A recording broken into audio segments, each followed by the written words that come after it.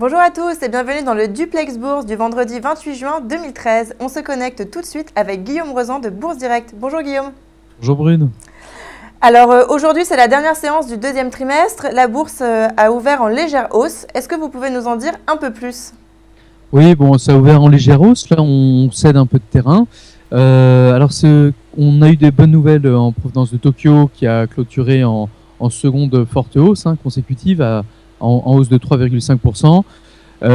Donc c'est suite principalement à la hausse de 2% de la production industrielle japonaise, et puis un léger retour à l'inflation qui est de 0,4%, et là c'est vraiment une première depuis des années au Japon. Voilà, donc c'était vraiment la politique recherchée par la Banque centrale. Et puis on a du côté de la Chine également la Banque centrale qui rassure, qui ne va pas donc sanctionner comme ça le marché monétaire, et les investisseurs sont rassurés, les taux sont plus détendus. Côté France, on a eu ce matin les dépenses de consommation des ménages en légère hausse, plus 0,5%, c'est une surprise, mais quand on regarde en détail, on s'aperçoit que c'est essentiellement dû à la hausse de l'alimentation, donc des prix alimentaires. Les fruits et légumes ont nettement augmenté avec les intempéries. Et puis en Allemagne, une hausse de 0,8% des ventes au détail. Voilà. D'accord. Alors dans ce contexte, quels sont les supports et résistances à surveiller aujourd'hui ?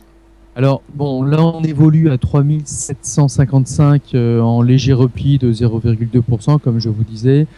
Au niveau des supports, on surveille les 3740. Et là, on aurait vraiment une zone rouge, un gros warning à 3716 points. Sinon, côté hausse, donc là, on serait plutôt à 3781 points, voire 3791.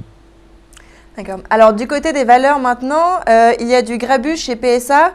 La famille serait prête à céder le groupe qui est en crise à General Motors, mais il semblerait que l'Américain n'ait pas l'intention d'investir davantage. Alors que va-t-il se passer ? Alors oui, donc là c'est intéressant parce que Peugeot communique vraiment sous forme de rumeurs. On aurait dit, on aurait entendu, il n'y a rien qui est clairement annoncé par Peugeot, tout simplement parce que s'il le faisait et qu'ensuite il démentait, pendant 6 mois, il ne pourrait plus faire ce type d'annonce. Donc là, aujourd'hui, on sait que la famille cherche des fonds, cherche à recapitaliser la société, quitte à perdre le contrôle. Aujourd'hui, la famille détient 25,44% du capital.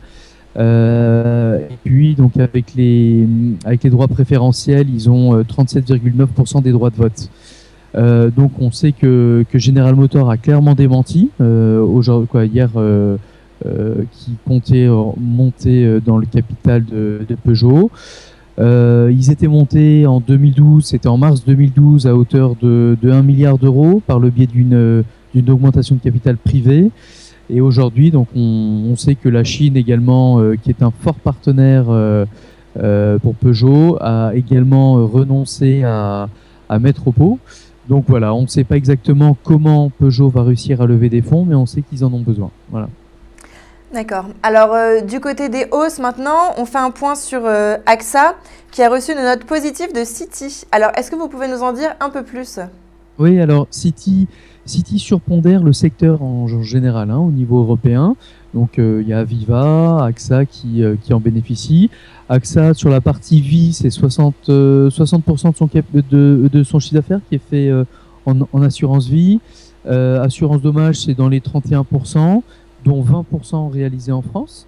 Très belle performance, puisque le titre gagne 14% depuis le début de l'année, 56% sur un an. Voilà, donc avec des PER toujours faibles.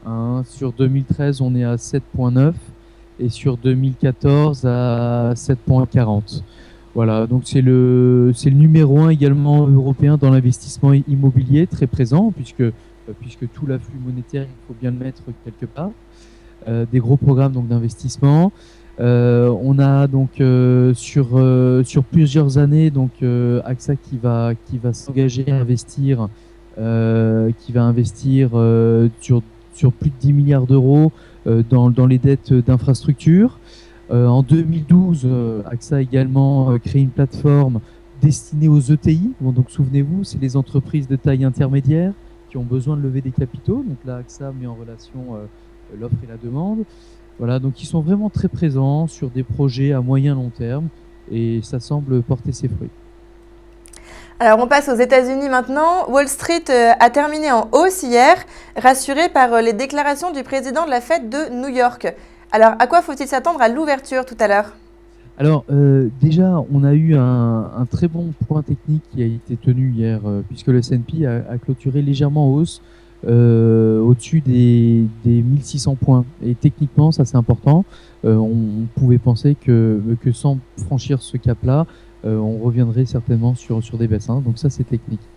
Maintenant, bon, le président de la Banque fédérale de New York a à nouveau cherché à rassurer hier soir le marché en disant que le QE3 était vraiment conditionné par rapport à la croissance américaine. Donc là, tant que le PIB n'est pas nettement en hausse, on comprend que vraiment il cherche à rassurer et à modérer les propos qu'avait eu dernièrement Ben Bernanke. Voilà, donc cet après-midi, on aura la confiance du Michigan qui est attendue stable à 83 contre 82,70 le mois précédent. Et puis l'indice manufacturier de Chicago qui lui est attendu en baisse, donc ça on le sait, à 56 contre 58,70. Voilà, donc on attend ces chiffres autour de 16 heures. Eh bien, merci Guillaume pour toutes ces informations. Je vous souhaite un très bon week-end à tous et on se retrouve lundi pour un nouveau Duplex Bourse. Merci, au revoir Brune.